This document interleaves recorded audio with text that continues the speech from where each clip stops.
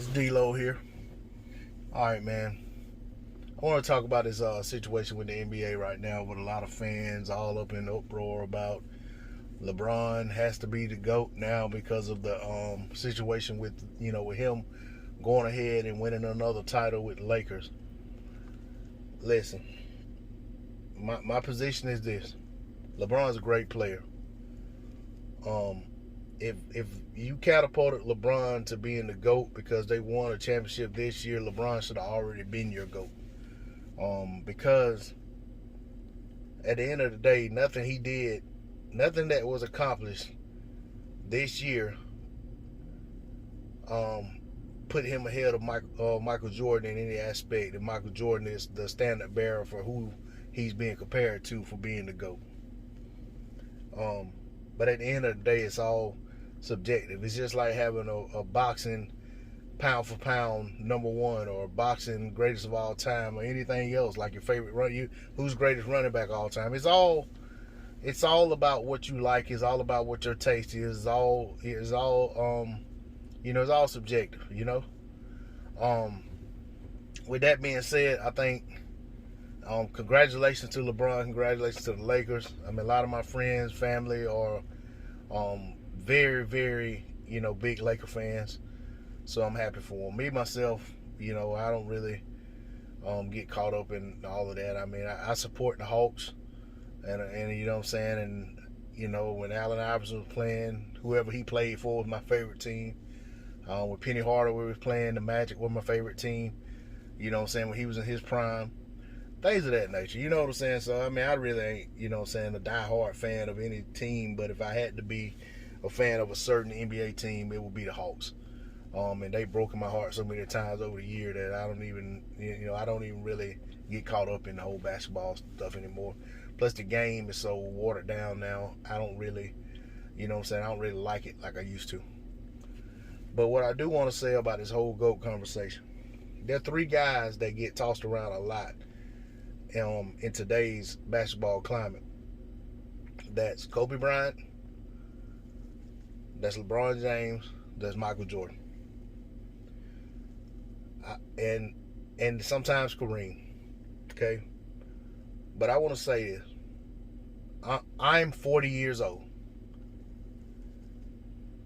I'm here to tell you that there's no way that I will sit here and honestly say that I believe that of all of the players that played in the NBA, that the four best players in NBA history all played during my lifetime, and not only during my lifetime, but during this period of time that I actually was old enough to watch and pay attention to basketball. So I mean, in all those years, the best players in NBA history all played in the last 30 years or so. I find it hard to believe. I think we are creatures of now. We get caught up in the moment of what we see now. We can only talk about and relate to what happened during our lifetime that we were able to see live, that we were able to see, as it unfolded. We saw people my age, we saw the tail end of Kareem's career. We saw Kareem's retirement tour, his last season. We saw Michael Jordan ascend to the throne and start winning these championships and three-peat twice and retire and come back and still was a force. We saw Mike sort of pass the torch to Kobe, and we saw what Kobe was able to do with the teams he played with and how clutch he was and his killer instinct that, almost rivaled Mike. We saw that. And then we saw LeBron, and we all witnessed. And we saw LeBron come into the league with all of this hype and actually live up to it and surpass it in some ways. But I'm here to tell you, I do not believe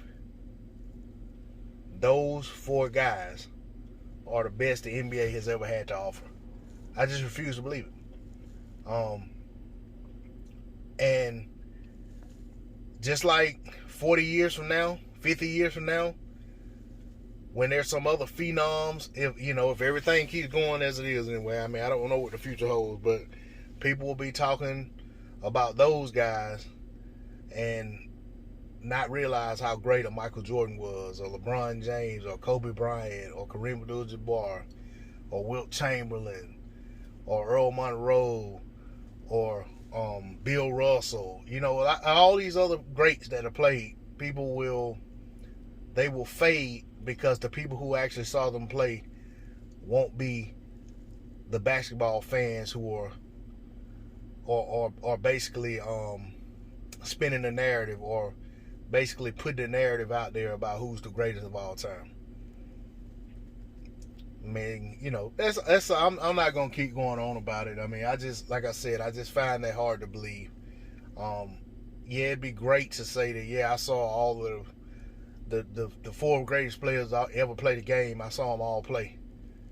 Not live in person, but I've actually saw them play live on TV.